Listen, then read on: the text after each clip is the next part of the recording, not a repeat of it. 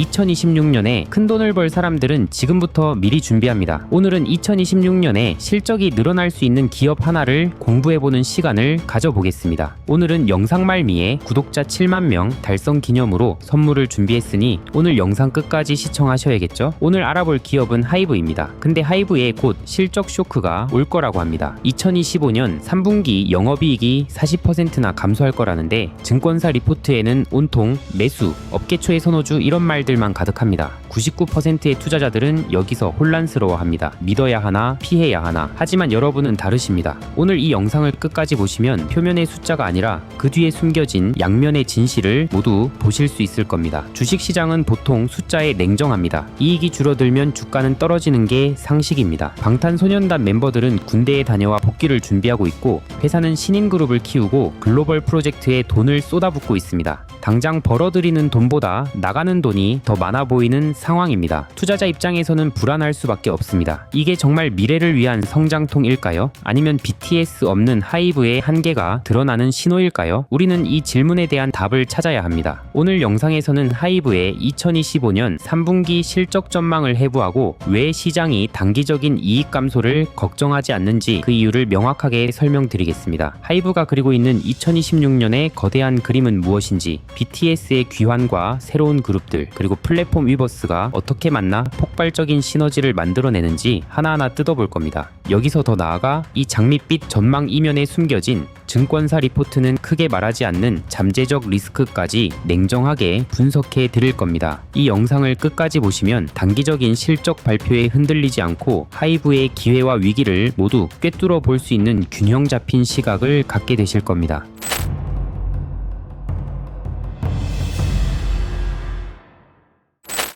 엔터테인먼트 기업의 비즈니스를 이해하려면 IP라는 개념을 알아야 합니다. IP, 즉 지식재산권입니다. 어렵게 들리지만 방탄소년단이라는 그룹 자체가 하나의 강력한 IP입니다. 이 IP 하나로 앨범, 음원, 공연 티켓, 굿즈, 광고, 게임, 웹툰까지 모든 걸 만들어 팔 수 있습니다. 즉, 잘 키운 아티스트 IP 하나가 마르지 않는 현금 창출기가 되는 구조입니다. 그래서 엔터사는 끊임없이 새로운 IP에 투자합니다. 신인 그룹을 데뷔시키는 건 새로운 유전을 파는 것과 같습니다. 처음에는 땅 파고 기계 들이고 돈이 엄청나게 들어갑니다. 이걸 선제적 투자라고 부릅니다. 당장은 이익이 줄어들지만 한번 제대로 된 유전이 터지면 그동안 쏟아부은 돈을 몇십 배, 몇백 배로 벌어들입니다. 지금 하이브가 딱 그 상황입니다. 여러 개의 유전을 동시에 파고 있는 겁니다. 자, 그럼 하이브의 2025년 3분기 성적표를 미리 살펴보겠습니다. 증권사들은 매출액, 즉 하이브가 벌어들인 총 금액은 작년보다 20에서 30% 늘어날 거라고 봅니다. 이건 좋은 소식입니다. 왜 늘었냐? 공연 때문입니다. BTS, 진, 엔하이픈, 르세라핌, 세븐틴 같은 주요 아티스트들이 전 세계를 돌며 역대급으로 많은 공연을 했습니다. 콘서트 티켓 팔고 현장에서 MD 상품 팔아서 매출은 쑥쑥 컸습니다. 그런데 문제는 영업이익입니다. 매출에서 원가, 인건비, 마케팅비 같은 비용을 다 빼고 남은 순수한 돈, 이게 영업이익인데 이게 40%나 줄어들 걸로 예상됩니다. 시장에서는 450억 원 정도 벌 거라고 봤는데 뚜껑을 열어보니 훨씬 못 미칠 거라는 거죠. 돈은 많이 벌었는데 쓴 돈이 더 많았다는 뜻입니다. 도대체 어디에 돈을 쓴 걸까요? 범인은 신규 투자입니다. 약 300억 원이 넘는 돈이 새로운 IP를 만드는 데 들어갔습니다. 첫째, 빅히트 뮤직의 5인조 신인 보이그룹 코르티스라는 BTS의 직속 후배 그룹을 데뷔시키는데 막대한 비용이 들었습니다. 둘째, 라틴 아메리카 프로젝트로 파세아라 파마라는 오디션 프로그램과 산토스 브라보스라는 리얼리티 시리즈를 제작하는 데 돈이 집중적으로 투입됐습니다. K-팝의 시스템을 중남미 시장에 이식하는 거대한 실험입니다. 쉽게 말해 2025년 3분기는 곡간을 채우는 시기가 아니라 내년 농사를 위해 비싼 씨앗을 사고 비료를 뿌리는 시기였다는 겁니다. 그래서 증권가에서는 이걸 악재가 아니라 합리적인 성장통이라고 부르는 겁니다. 자, 그럼 단기 실적이 안 좋은 건 알겠습니다. 미래를 위해 돈을 많이 썼다는 것도 이해했습니다. 근데 그 미래가 정말 오긴 오는 걸까요? 그 투자가 성공할 거라는 보장이 어디 있을까요? 솔직히 말씀드리면 제가 이 영상을 만든 진짜 이유가 있습니다. 투자 정보를 찾다 보면 극단적인 의견들만 넘쳐납니다. 무조건 사라, 무조건 팔아라. 하지만 실제 투자 현장은 그렇게 단순하지 않잖아요. 좋은 면만 보면 위험합니다. 나쁜 면만 보면 기회를 놓칩니다. 여러분께 양면을 모두 보여드리고 싶었습니다. 그래야 스스로 판단하실 수 있으니까요. 지금부터 시장이 하이브의 성장통을 기꺼이 감내하는 이유, 바로 2026년에 대한 압도적인 확신부터 설명드리겠습니다. 그 다음에는 증권사가 말하지 않는 리스크까지 냉정하게 짚어보겠습니다. 2026년 하이브의 증권사들은 매출이 최대 4조 2천억 원, 영업이익은 최대 4,800억 원에 이를 것으로 봅니다. 2025년에 비해 이익이 2배에서 3배까지 폭증하는 수준입니다. 어떻게 이런 일이 가능할까요? 세 개의 거대한 엔진이 동시에 돌아가기 때문입니다. 첫 번째 엔진으로 방탄소년단이 복귀합니다. 하이브 매출의 심장입니다. 2026년 BTS가 완전체로 돌아옵니다. K-팝 역사상 최대 규모의 월드 투어가 시작될 겁니다. 앨범 판매량은 2025년 대비 56% 이상, 공연 관객 수는 43% 이상 급증할 것으로 예상됩니다. 이때 영업 레버리지 효과라는 마법이 일어납니다. 고정비는 비슷한데 매출이 폭발적으로 늘면서 이익이 그보다 훨씬 더 가파르게 증가하는 현상입니다. BTS가 앨범 한 장을 더 팔 때마다 그게 거의 다 순이익으로 꽂히는 겁니다. 두 번째 엔진으로 성공적으로 안착한 글로벌 신인들입니다. 2025년에 뿌린 300억 원의 씨앗이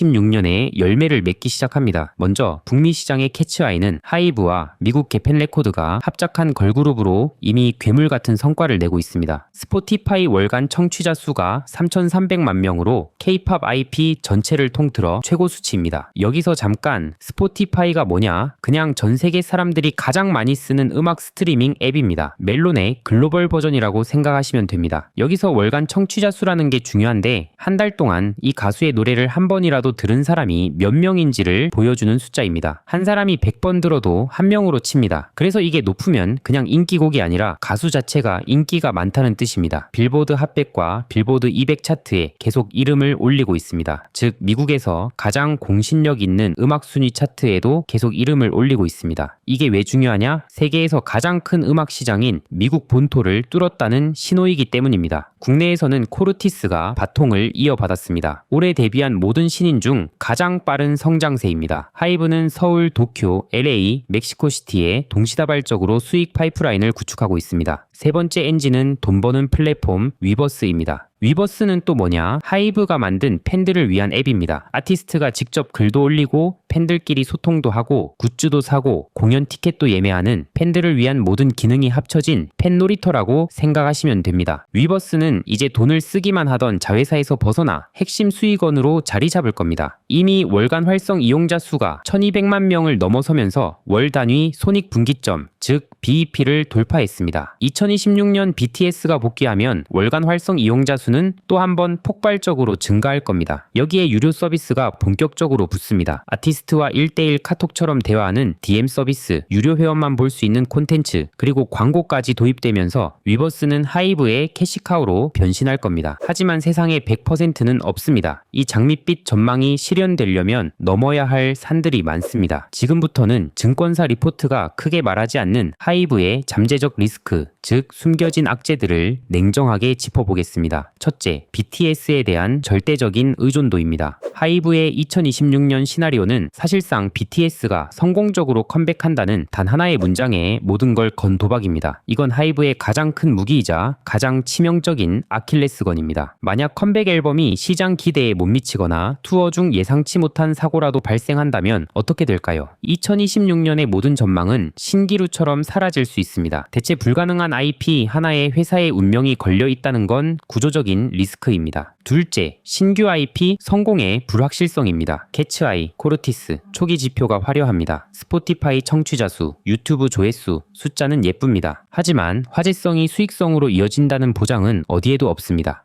반짝 스타는 많습니다. 중요한 건 팬들이 지갑을 열게 하는 충성도 높은 팬덤을 만드는 겁니다. 수백억을 투자한 신인 그룹들이 기대만큼 돈을 벌어오지 못하면 성장통은 그냥 실패한 투자가 될 뿐입니다. 셋째, 글로벌 동시 확장에 따른 운영 리스크입니다. 미국, 남미, 일본에서 동시에 그룹을 띄우는 건 K-팝 역사상 아무도 가보지 않은 길입니다. 이건 마치 한 명의 셰프가 뉴욕, 상파울루, 도쿄에서 동시에 레스토랑을 오픈하는 것과 같습니다. 본사의 핵심 역량이 분산되면서 맛의 품질 관리가 될까요? 한 지역에서의 실패나 스캔들이 하이브 브랜드 전체에 타격을 줄 수도 있는 아주 어려운 과제입니다. 넷째, 위버스 수익 모델의 검증 부재입니다. 위버스 이용자가 늘어난 건 BTS 때문입니다. 플랫폼 자체가 엄청나게 단순하게 매력적이라서가 아닙니다. 여기에 광고를 붙이고 유료 DM을 도입한다? 팬들은 아티스트와 소통하러 온 거지 광고 보러 온 게 아닙니다. 섣부른 수익화 시도가 오히려 팬들의 반감을 사서 탈출을 부추길 수도 있습니다. 흑자 전환이 가시화되었다는 말과 안정적인 흑자를 낸다는 말은 전혀 다른 이야기입니다. 결론은 간단합니다. 하이브는 엄청난 기회와 그에 못지않은 리스크를 동시에 안고 있습니다. 2026년의 청사진은 분명 매력적입니다. BTS의 귀환, 신인들의 약진, 위버스의 성장이라는 세 개의 엔진은 강력합니다. 하지만 이 모든 것은 만약이라는 가정 위에 서 있습니다. BTS가 반드시 성공해야 하고 신인들이 반드시 돈을 벌어야 하며 위버스의 유료화가 반드시 먹혀야 한다는 가정입니다. 따라서 단기 실적에 일희일비할 게 아니라 이 리스크들이 어떻게 관리되는지를 지켜보는 것이 핵심입니다. 신인 그룹들이 화제성을 넘어 진짜 돈을 버는지, 위버스의 유료 모델이 성공적으로 안착하는지, 그리고 무엇보다 BTS의 컴백이 모두의 기대를 충족시키는지, 이 질문들에 대한 답을 찾아가는 과정이 하이브 투자의 본질이 될 겁니다. 여러분은 어떻게 보시나요? 하이브의 2026년 시나리오 기대되시나요? 아니면 리스크가 더 크게 보이시나요? 구독자 여러분들이 제 유튜브를 많이 사랑해 주셔서 구독자 7만 명을 달성했습니다. 이에 보답하고자 무료 텔레그램으로도 더욱 가까워져 볼까 합니다. 유튜브에선 말씀드리기 어려운 이야기, 좀 더 상세한 시황과 주식 분석, 그리고 주식 꿀팁들을 앞으로 공유해 볼 예정입니다. 그리고 구독자 7만 명 선물로 월급쟁이가 100억 버는 투자 공식이라는 전자책도 공유드려 놨습니다. 텔레그램 입장하셔서 공지 버튼 누르시면 제가 쓴 전자책 바로 다운받으실 수 있습니다. 여러분들 사랑에 보답하고자 드리는 선물이니 부담 없이 즐겨주시길 바랍니다. 제 유튜브와 텔레그램만 보셔도 시간이 압도적으로 절약되도록 만들어 드리겠습니다. 유튜브 고정 댓글에 텔레그램 참여하실 수 있는 링크 공유 드릴 테니 많은 참여 바랍니다. 오늘 영상이 도움이 되셨다면 댓글에 하트 한번 달아주세요. 여러분의 하트 댓글 하나하나 모두 빠짐없이 보고 있습니다. 하트는 이런 콘텐츠를 계속 만들 수 있는 힘이 됩니다. 감사합니다.